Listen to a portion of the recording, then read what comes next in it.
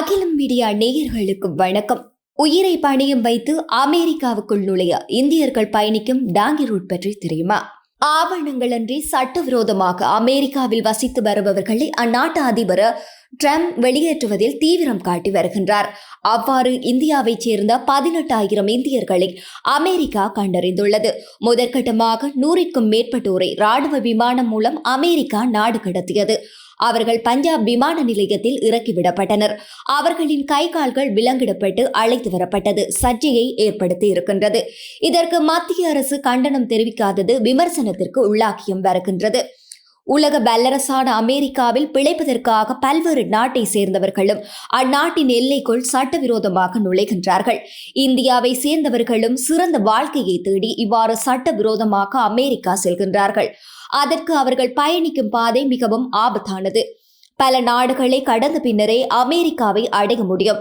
குறிப்பாக Colombia Panama எல்லையில் உள்ள டேரியன் கேப் எனும் சதுப்பு நிலக்காட்டை அவர்கள் கடக்க வேண்டும். இவ்வாறு சட்டவிரோதமாக எல்லைகளை கடக்கும் எந்த ஒரு பாதையும் டாங்கி ரூட் என்று அழைக்கப்படுகின்றது. இந்த வார்த்தை பஞ்சாபி மொழியில் இருந்து மரபிய ஒன்று. இந்த பாதையில் மக்களை காசு வாங்கிக் கொண்டு அழைத்து செல்ல முகவர்களும் செயற்படுகின்றார்கள். மற்ற நாடுகள் வழியாக அமெரிக்காவிற்குள் நுழைய உதவும் இந்த முகவர்களுக்கு பெரும் தொகையை செலுத்துகின்றார்கள்.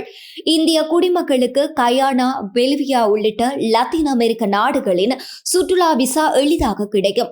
அதன்பின் இந்த பாதை வழியாக இந்தியர்கள் பெரும்பாலும் கொலம்பியாவிற்கு அழைத்து செல்லப்படுகின்றார்கள்.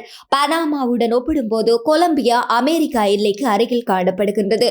கொலம்பியா பனாமா எல்லையில் உள்ள டேரியன் கேப் எனும் சதுப்பு நிலக்காடு கரடுமுரடான நிலப்பரப்பு, மாறுபட்ட தட்பவெப்பம், சிறுத்தைகள், பாம்புகள், ஏராளமான விஷப்பூச்சிகள், வழிப்பறி கொள்ளையர்கள் மற்றும் உள்ளூர் ரவடிகள் என பல்வேறு ஆபத்துக்களை உள்ளடக்கியது.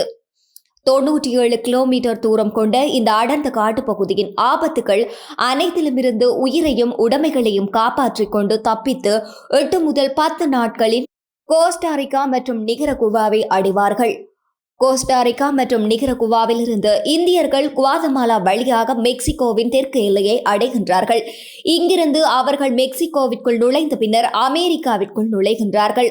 கடந்து செல்லும் நாடுகளில் அரசியல் சூழ்நிலை, வானிலை, மனித கடத்தல் மற்றும் பிற குற்ற வழிகளை கருத்தில் கொண்டு டாங்கி ரூட் வழியாக அமெரிக்காவை அடைய 2 ஆண்டுகள் அல்லது அதற்கு மேல் ஆகலாம். அமெரிக்காவிற்கும் மெக்சிகோவிற்கும் இடையிலான எல்லை பகுதிகளுக்கு அருகில் பல சுரங்கப்பாதைகள் அமைக்கப்பட்டுள்ளன.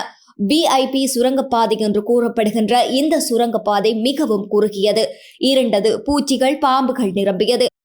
இது மெக்சிகோவின் சியூடாட் ஈவாரெஸை அமெரிக்கா மாகாணமான டெக்சாஸின் எல் பாசோவுடன் இணைக்கின்றது.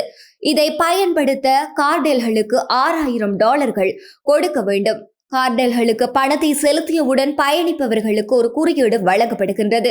இது மெக்சிகோவில் உள்ள பிற கார்டெல்கள் மற்றும் போலீஸ் பிரச்சனைகளில் இருந்து பாதுகாக்கவும் பயன்படுகின்றது.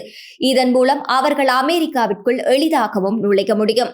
இது போன்ற செய்திகளை உடனுக்குடன் பெற்றுக்கொள்ள தொடர்ந்தும் அகிலம் மீடியாவுடன் இணைந்திருங்கள். நன்றி, வணக்கம்.